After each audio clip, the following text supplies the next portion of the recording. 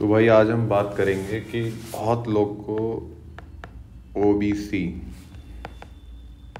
Certificate बनवाना पड़ता है बहुत सारे एग्ज़ाम के लिए, यूपीएससी, एसएससी, बैंक और जो भी और भी अदर गवर्नमेंट एग्ज़ाम, जैसे तुम्हारा भाई गेट,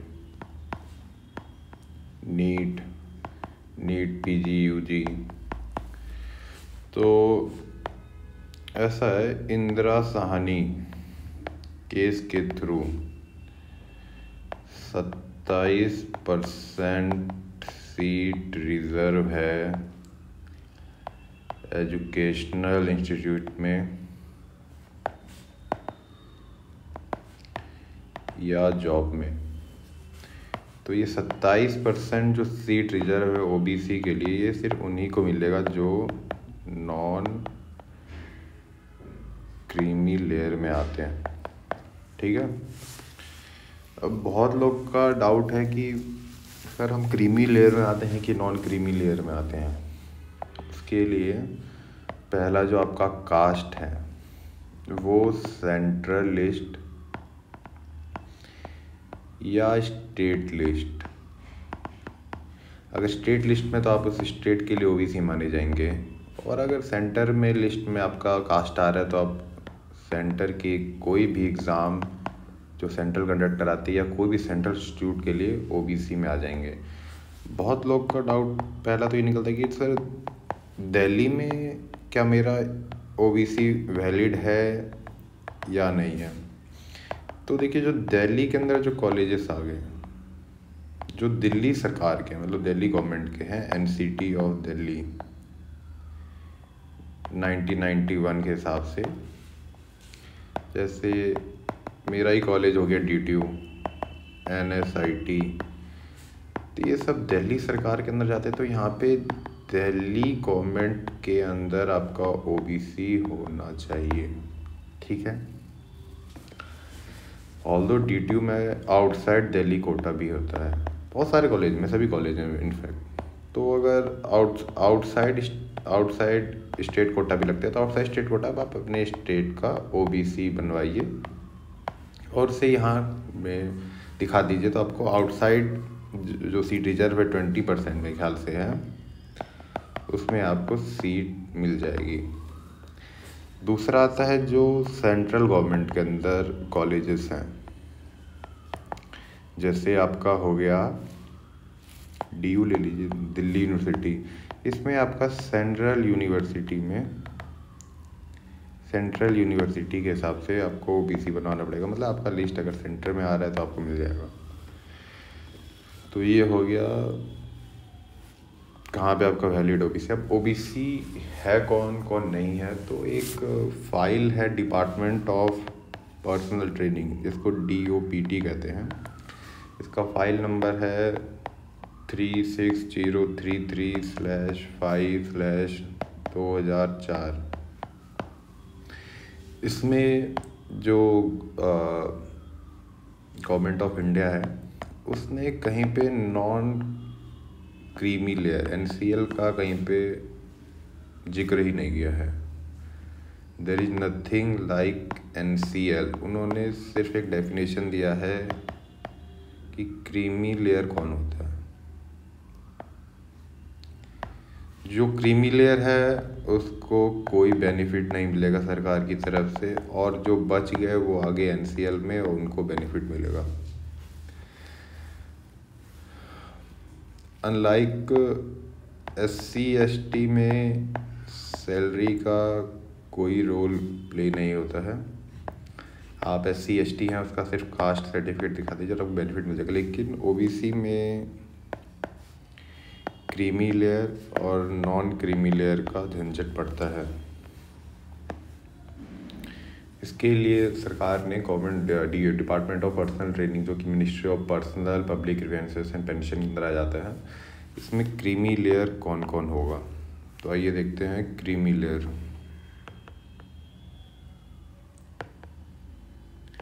एक जनरल रूल बता रहा हूँ, सबका अलग अलग कैटेगरी पर पड़ जाएगा।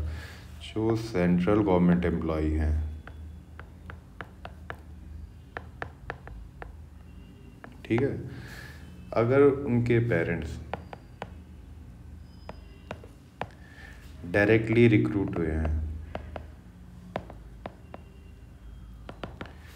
क्लास 1 या ग्रुप ए, पहले क्लास 1 बोला जाता था, अब ग्रुप ए बोला जाता है। पेरेंट्स यानी बोथ, दूसरे में है आइदर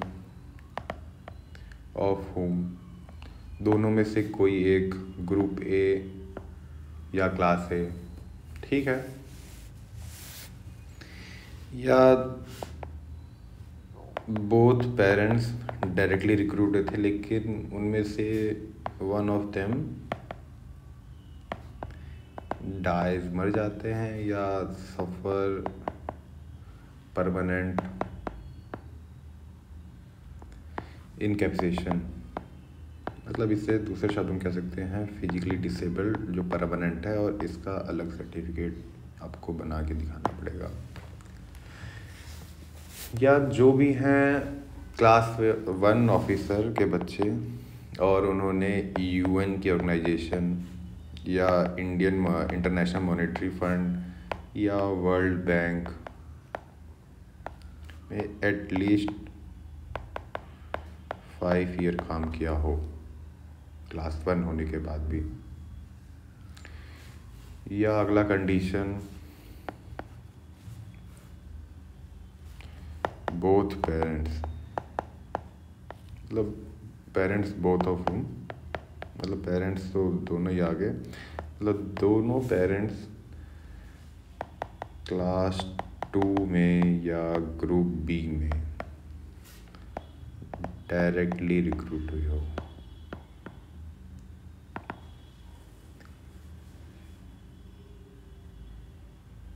या अगला कंडीशन, जो हस्बैंड है मतलब फादर ऑफ किड, वो ग्रुप ए बन जाता है।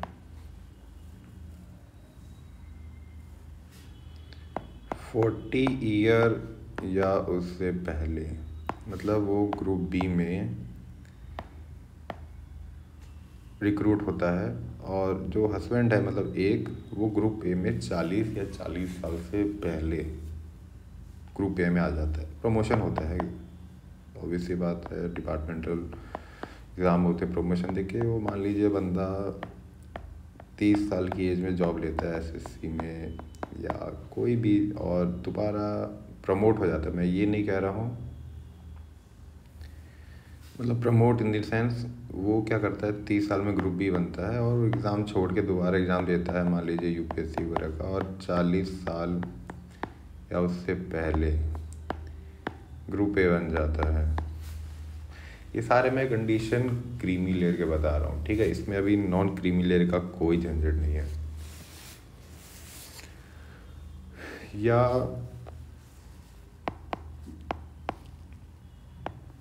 पेरेंट्स जो बोथ हैं वो ग्रुप बी में दोनों पेरेंट्स रिक्रूट होते हैं, डायरेक्टली रिक्रूट होते हैं, जहाँ पे जो भी बात होगा डायरेक्टली रिक्रूट होंगे, और वो IMF जैसे UN या वर्ल्ड बैंक में उन्होंने काम किया होगा at least 5 year, not less than 5 year, वहाँ पे मैंशन है, मतलब 5 साल कम से कम होना चाहिए। या फिर हस्बैंड ग्रुप ए है, वाइफ ग्रुप बी है, वाइफ डाइज हो जाती है, मर जाती है। 8वां कंडीशन, हस्बैंड ग्रुप ए है और उसकी वाइफ ग्रुप बी है, और ये किसी कारणवश सर्कमस्टेंसेस में ये डाई हो जाती है, मृत्यु हो जाती है इनकी, या फिजिकली डिसेबल्ड। या अगला कंडीशन, दोनों जो वाइफ वो ग्रुप ए है एंड हस्बैंड ग्रुप बी है,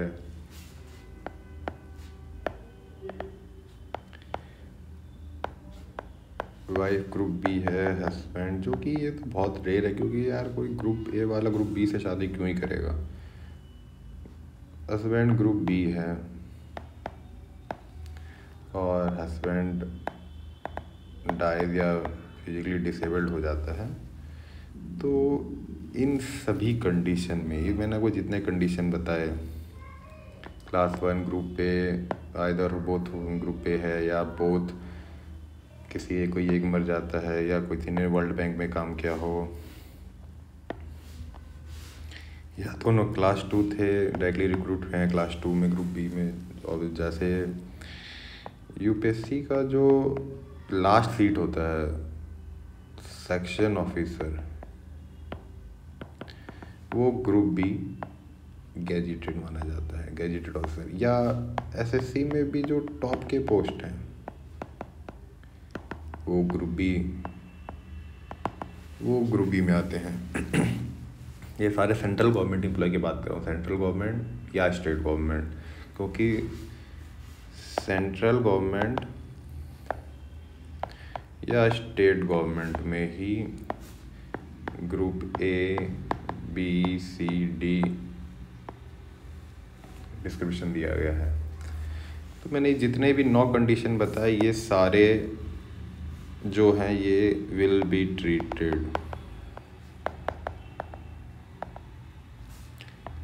as creamy layer. Creamy layer है no benefit either in educational institute या government job. Government job here include semi government job भी, जैसे कुछ आपके पब्लिक सेक्टर बैंक होते हैं, पब्लिक सेक्टर अंडरटेकिंग होते हैं, पब्लिक सेक्टर एंटरप्राइज होते हैं। इस सब में सेंट्रल गवर्नमेंट का जो शेयर है, शेयर मतलब होता है, समझ गए ना, शेयर मतलब मैं इसे ओन करता हूँ, 50% से ज़्यादा होता है या 50% के करीब। तो ये सारे सेमी गवर्नमेंट हो जाते हैं, मतलब इसमें आपकी जॉब जो होगी वो गवर्नमेंट की होगी, लेकिन इसे जो मैनेज करेगा वो एक प्राइवेट फर्म करेगा या प्राइवेट मैनेजमेंट होगा। तो इन सब ये जितने भी कंडीशन है will be treated as creamy layer. समझ गए? देख लीजिएगा अपना, आपके जो भी पेरेंट्स हैं, सिर्फ parents, I am not talking about your दादा दादी, जो भी ग्रैंडफादर,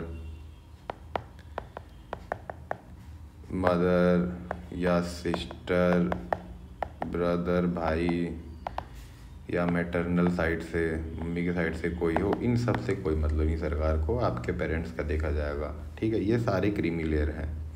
ऑब्वियस ही बात है, क्रीमी लेयर का इन्होंने डेफिनेशन स्टेटस दे दिया है, इसे में स्टेटस में माना जाएगा, मतलब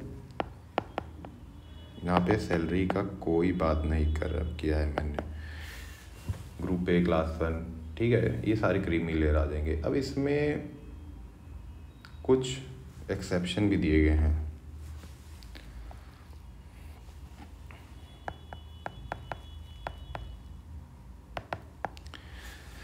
एक्सेप्शन ये है कि जो पेरेंट्स हैं बोथ या आइदर ऑफ बोथ, दोनों में से कोई एक ग्रुप पे रिक्रूट हुआ था, ग्रुप पे या क्लास 1, और दोनों में से कोई एक मर जाता है या परमानेंट इनकैपेसिटेशन, ये एक्सेप्शन है। या ग्रुप बी में रिक्रूट हुए थे और वो किसी का देहांत हो जाता है या फिजिकली परमानेंट डिसेबल हो जाते हैं, या वो ग्रुप बी में रिक्रूट हुए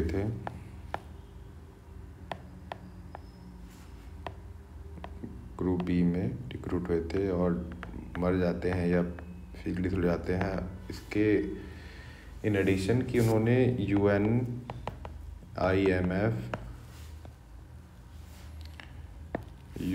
IMF और वर्ल्ड बैंक जो भी इंटरनेशनल ऑर्गेनाइजेशन है।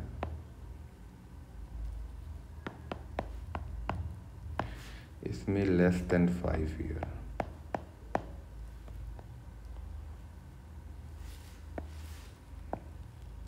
पाँच साल से कम काम किया हो before there death.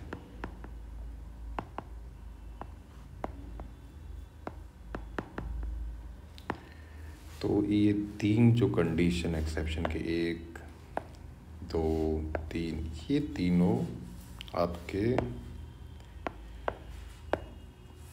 Non creamy layer में आ जाएंगे। मतलब ये 3 ऐसे केस हैं जिसमें आपके पेरेंट्स ग्रुप ए हैं या ग्रुप बी हैं या IMF में काम किया है या यूनाइटेड ऑर्गेनाइजेशन में काम किया, किसी भी इंटरनेशनल ऑर्गेनाइजेशन में काम किया है, लेकिन वो मर जाते हैं या 5 साल से कम काम किया हो या कोई एक मर जाता है, तो भी आपको नॉन क्रीमी लेयर का सर्टिफिकेट मिलेगा। मतलब आप क्रीमी लेयर में नहीं आते, मतलब यू आर एलिजिबल या एंटाइटल फॉर द बेनिफिट।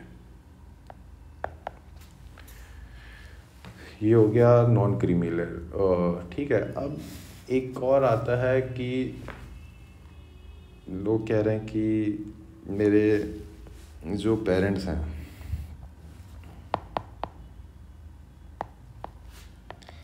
वो सेंट्रल गवर्नमेंट में नहीं हैं और ना ही स्टेट गवर्नमेंट में है। ऑल्दो मैं बता दूँ, स्टेट गवर्नमेंट में जो टीचर, हॉस्पिटल या कोई भी डिपार्टमेंट जो स्टेट गवर्नमेंट के अंदर आता है, तो मतलब वो स्टेट गवर्नमेंट की जॉब मानी जाएगी। अब बहुत लोग पूछते हैं, अरे टीचर मेरा ग्रुप ए है, बी है, सी है। अरे तो अपने स्टेट गवर्नमेंट से, अपने डिपार्टमेंट से जाके पूछो कि भाई मैं ग्रुप ए हूँ या बी हूँ या सी हूँ। ठीक है। अब एक अगला कंडीशन आता है कि कौन सा कंडीशन था कि मेरे घर वाले बैंक में है या कंपनी में है, किसी कंपनी में काम करते हैं, जो कि कंपनी यानी फर्म जो कि एक प्राइवेट एंटिटी है। दो ही चीज़ होगा, हाँ, कंपनी या किसी बैंक में काम कर रहे हैं या किसी इंश्योरेंस कंपनी में काम कर रहे हैं। इंश्योरेंस कंपनी जैसे टाटा AIG ले लीजिए, यूनाइटेड इंडिया इंश्योरेंस, और भी जैसे इंश्योरेंस कंपनी है, टाटा AIG हो गया, यूनाइटेड इंडियन इंश्योरेंस हो गया, नेशनल इंश्योरेंस हो गया।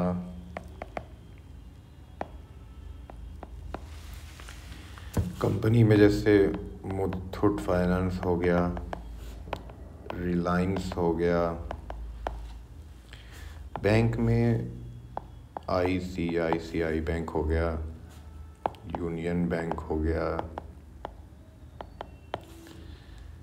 इन सब में काम करते हैं। तो इनमें कैसे पता चलेगा कि मैं OBC के लिए एंटाइटल्ड हूँ कि नहीं? मतलब कैसे मैं डिफरेंशिएट करूँ अपने आप को कि मैं OBC NCL में हूँ या क्रीमी लेयर में हूँ? या यूनिवर्सिटी ले लेते हैं, स्टेट गवर्नमेंट यूनिवर्सिटी या सेंट्रल गवर्नमेंट की यूनिवर्सिटी। तो इसमें क्या है कि एक रूल है गवर्नमेंट ऑफ इंडिया ने निकाला है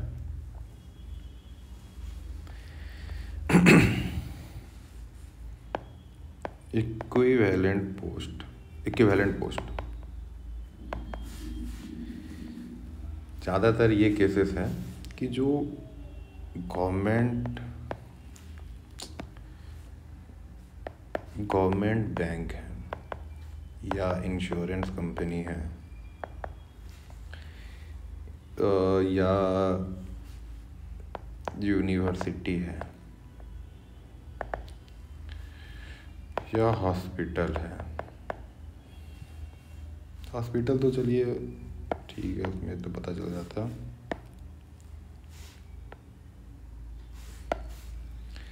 इसमें अगर बैंक ने आपको रिटर्न में दे रहे हैं कि आपकी जो पोस्ट है बैंक, इंश्योरेंस कंपनी या यूनिवर्सिटी, वो आपको रिटर्न में दे रहे हैं कि आपकी जो पोस्ट है वो इक्विवेलेंट है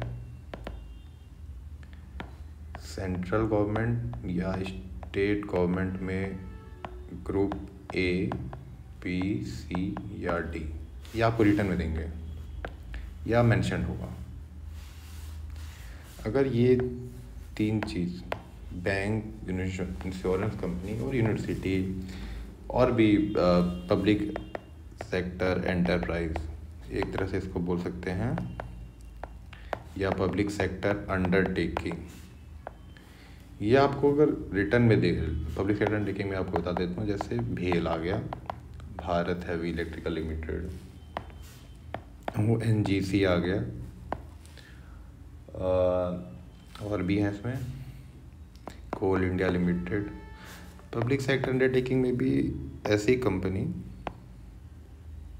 जिसमें गवर्नमेंट ऑफ इंडिया का 50% या उससे ज़्यादा शेयर है, तो इस समय इक्विवेलेंट पोस्ट देखा जाएगा कि अगर आपके पेरेंट्स आइदर बोथ या वन ऑफ देम जिस भी पोस्ट पे है, यहाँ पे मैं भी सैलरी की कोई बात नहीं कर रहा हूँ, salary will not be taken into consideration,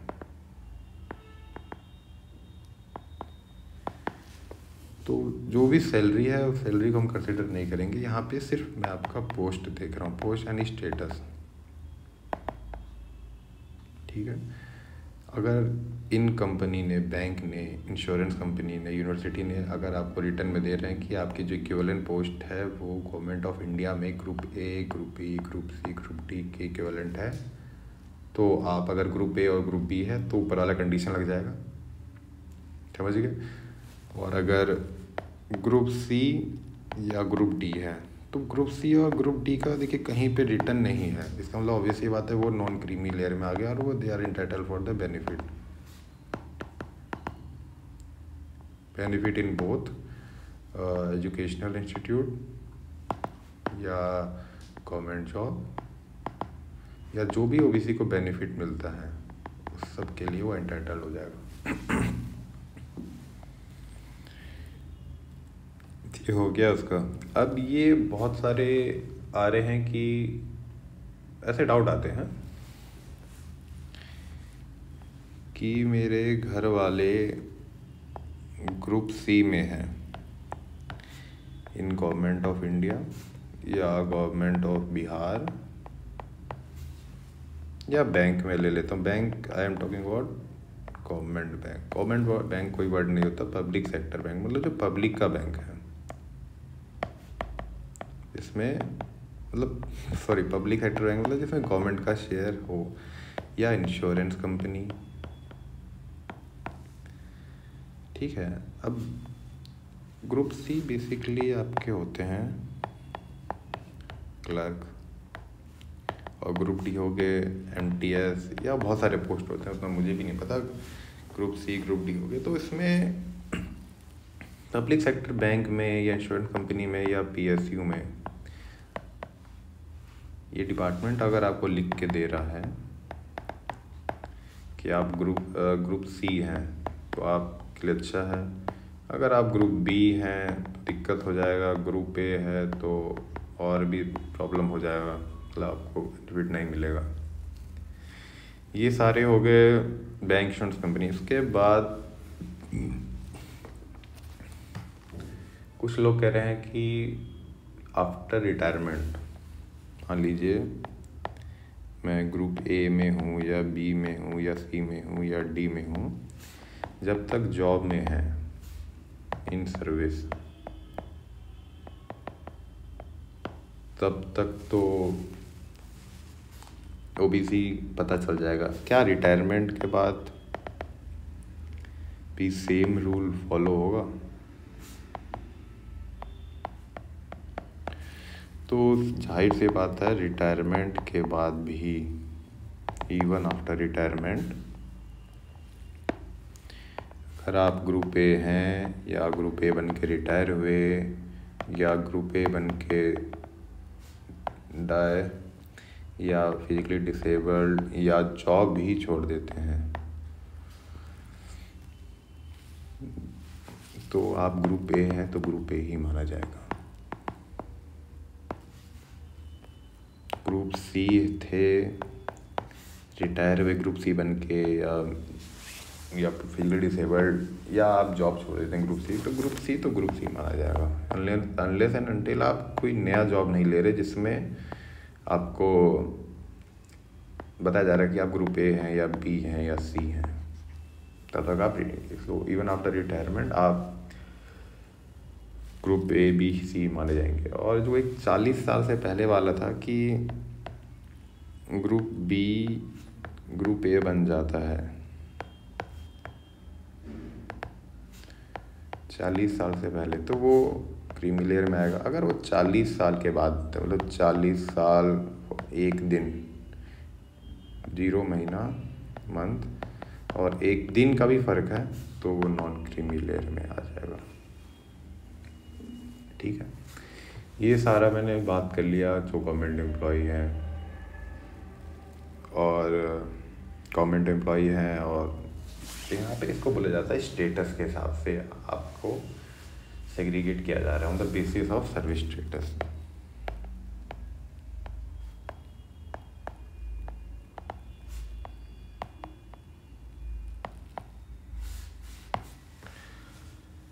अब अगला केस आता है कि एक केस मान के चलते हैं कि कोई ग्रुप सी बंदा है और वो ग्रुप ए बन जाता है, तो इसमें 2 कंडीशन निकलेगा, या तो 40 साल से पहले या 40 साल के बाद। ठीक है, तो इसमें रूल में ये लिखा है कि अगर आप 40 साल से पहले अर्लियर ग्रुप बी से ग्रुप ए बन जाते हैं तो आप क्रीमी लेयर में हैं, लेकिन आप ग्रुप सी से ग्रुप ए में जाते हैं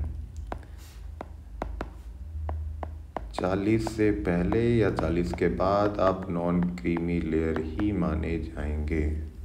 ये एक्सेप्शन मान के चल सकते हैं, यहाँ पे मैं अपनी तरफ से नहीं बोल रहा, प्रॉपर मेंशन्ड है, एक्सेप्शनल केस है कि जिसमें अगर आप ग्रुप सी से ग्रुप ए बन रहे हैं, आपको प्रॉपर रिटर्न में शो करना पड़ेगा, अंडरटेकिंग के साथ आपको अपने लेटर हेड पे लिखवाना पड़ेगा कि आप ग्रुप सी में ज्वाइन किए थे, ग्रुप ए बन चुके हैं 40 साल से पहले या 40 साल के बाद, आप नॉन क्रीमी लेयर में ही आनी चाहिए। इन सब में आपकी सैलरी कोई नहीं देखी जाएगी। बहुत लोग का सवाल है कि मेरे घर मम्मी भी ग्रुप सी में है,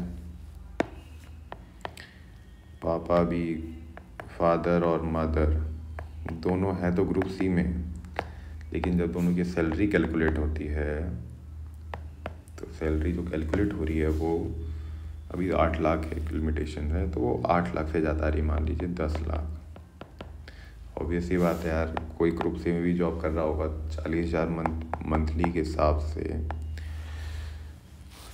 4-4.5 लाख अर्न कर रहा है, ये भी 4.8 लाख, और इसी बात है 10 लाख से ज़्यादा है, मोर देन 8 लाख सॉरी, इससे कोई फ़र्क नहीं पड़ेगा।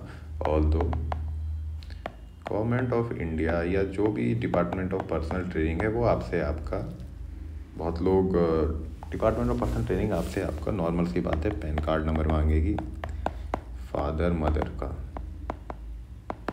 वहाँ पे सैलरी शो ऑब्वियस ही बात है 10 लाख से ज़्यादा शो होगा, लेकिन आप वहाँ पे स्टेटस में लिख सकते हैं ग्रुप सी है और you are eligible entitled for the benefit provided by the government of India. तो और तो कोई डाउट नहीं आना चाहिए, यही था ग्रुप सी। अब एक आता है कि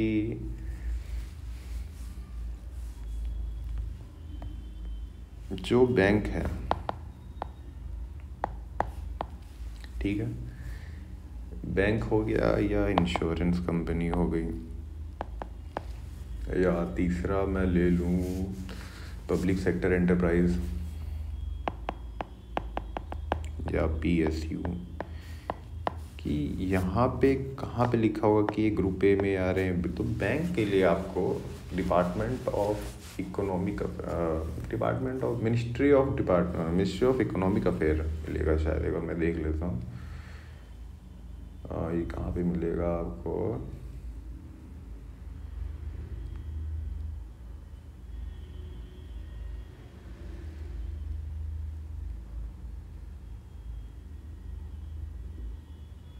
एक मिनट मुझे टाइम दीजिए, मैं अभी किस डॉक्यूमेंट में, वो डॉक्यूमेंट नंबर ही मैं आपको बता दूंगा। डॉक्यूमेंट यहाँ पे आप जाके आराम से चेक कर सकते हैं।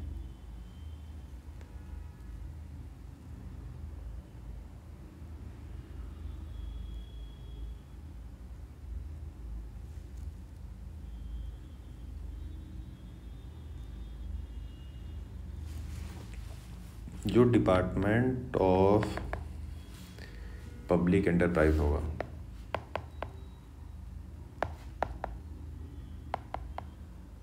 I am not talking about ministry के अंदर आता है डिपार्टमेंट। तो डिपार्टमेंट ऑफ पब्लिक एंटरप्राइज या डिपार्टमेंट ऑफ फाइनेंशियल सर्विसेज, ये मिनिस्ट्री ऑफ फाइनेंस में आ जाता है। फाइनेंशियल सर्विसेज वो आपको बता देगा कि आप की जो इक्विवेलेंट पोस्ट है in government of India, group A है, बी है, सी है या डी है। इससे आपको पता चल जाएगा कि आप किस में आ रहे हैं। और एक नॉर्मल भी मैं आपको बता देता हूँ, बैंक में मोस्टली जो जूनियर स्केल 1 है या इंश्योरेंस में स्टार्टिंग करें तो असिस्टेंट मैनेजर या पीएसयू या पीएससी में भी मैनेजरियल पोस्ट। ऑल्दो पीएसयू में as a senior engineer recruit होता है, जो पहली पोस्ट है। ये तीनों ग्रुप ए में आते हैं। बैंक में अगर मैं क्लर्क की बात करूं, इंश्योरेंस में क्लर्क की बात करूं, पीएसयू में भी क्लर्क की बात करूं, ये सारे ग्रुप सी में आ गए। ग्रुप सी पोस्ट जैसे ही आपको पता चलेगा यहाँ से डिपार्टमेंट से, तो आप उस पर रूल लगा सकते हैं जो सेंट्रल गवर्नमेंट और स्टेट गवर्नमेंट का रूल है। ग्रुप सी वाले non creamy layer, group A वाले क्रीमी लेयर। वहाँ पे सैलरी का कोई दिक्कत नहीं है, सैलरी कुछ भी है वो आप जाइए। और तो ये हो गया आपका ओबीसी का on the basis of service status.